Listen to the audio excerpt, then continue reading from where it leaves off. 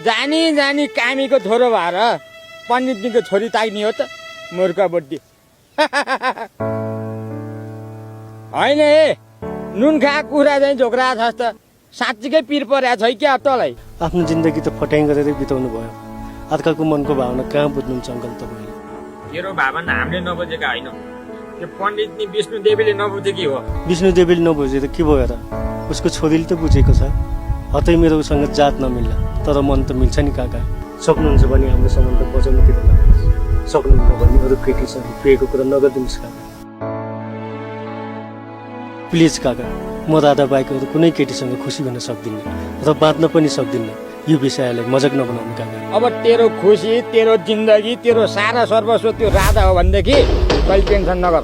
म एकपटक त्यसकै घरमा गएर कुरा गर्छु। यहाँ तेरो कनारायण काका मर्या छ, म छैन। झोक्राएर बसेको छ नुनखा कुरा। हेर भतिज त टेन्सन नगर। बन्दुकको गोली र कनारायणको बोली उस्तै हो, केही फरक खाँदैन। म आफै माग्न गएपछि त त्यसले कसो नमान्ने त केही न केही निष्कर्ष निस्किन्छ। त टेन्सन नगर, लागे म अहिलेलाई।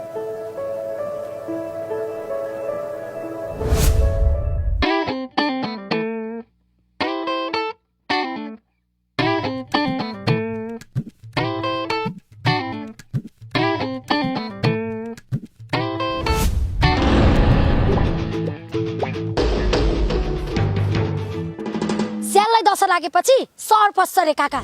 विष्णुदेवीको छोरी माग्न जान लाग्नु भएन मेरो दाइको लागि? माग्न जान लागेको रे, माग्ने जस्तो देखिस्? अनुहार हेर अनुहार। सिधै गएर त्यो विष्णु देवीलाई तपाईँको छोरी आरण्य माइलाको छोरो कृष्णसँग बिहे गराइदिए भन्ने हो। भन्नु भन्नु, तर एउटा कुरा याद राख्नु काका, कुकुरको मुखको हड्डी खोस्न जाँदा फेरि कुकुरले आफैलाई टोक्छ भन्ने कुरा चाहिँ नबिर्सिनु काका। होइन काका, तपाईँ किन जङ्गिनु भएको छ?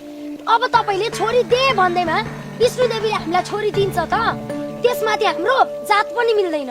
हेर नानी, जातसँग हाम्रो केही पनि लेनदेन छैन। मलाई यति मात्रै थाहा छ कि राधा र कृष्णले एकअर्कालाई माया गर्छन्। तिनीहरू एकअर्का बिना बाँच्न सक्दैनन्। तैँले आफ्नो दाइको हालत पनि देखिहालिस् होली।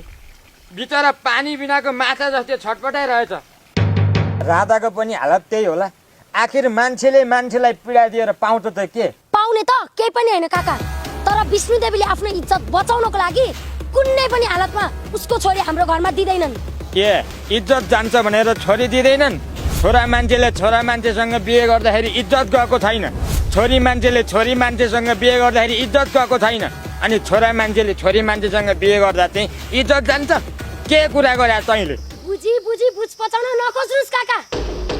लेनदेनको मात्रै कुरा होइन, अझै पनि यो समाजमा जातवादको पर्खाल छँदैछ। जानी जानी रौडाको मचाउन नखोज्नुस् काका। जे काम गर्दा फेरि पनि सोचेर गरेको राम्रो हुन्छ। अब के त्यसो भए तेरो दाइलाई बौलाउन दिने, मर्न दिने? मान्छेले मान्छेको चित्त दुखाउनु भनेको नि सबभन्दा ठुलो पाप हो। मैले जिन्दगीमा जति फट्याइ गरेँ, जति नराम्रो काम गरेँ, त्योसँग मेरो कुनै गुनासो छैन, कुनै सरोकार छैन। तेरो दाइको जिन्दगी र त्यो राधाको जिन्दगीमा मात्रै मलाई खुसी ल्याउनु छ। अब यो जातभात र भेदभावको पर्खाल तोड्नु पनि छ नानी। हेर यसरी भावनामा डुबेर केही पनि हुँदैन काका।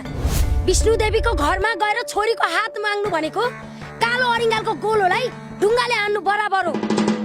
यसरी समस्याको समाधान हुँदैन काका, तपाईँ फर्किनुहोस्। त धेरै बाँची नभन्। अब पनि अहिलेको जमानामा आएर पनि चुपचाप बस्ने हो भनेदेखि कृष्ण र राधा जस्तो थुप्रै युवा युवतीहरू चाहिँ मृत्युको मुखमा पुग्नेछन्। भोलि यस्तो काली लाग्दो दिन नआओस्। त्यही भएर म कृष्णको लागि विष्णु देवीको छोरी माग्न लागेको। हट मेरो बाटो।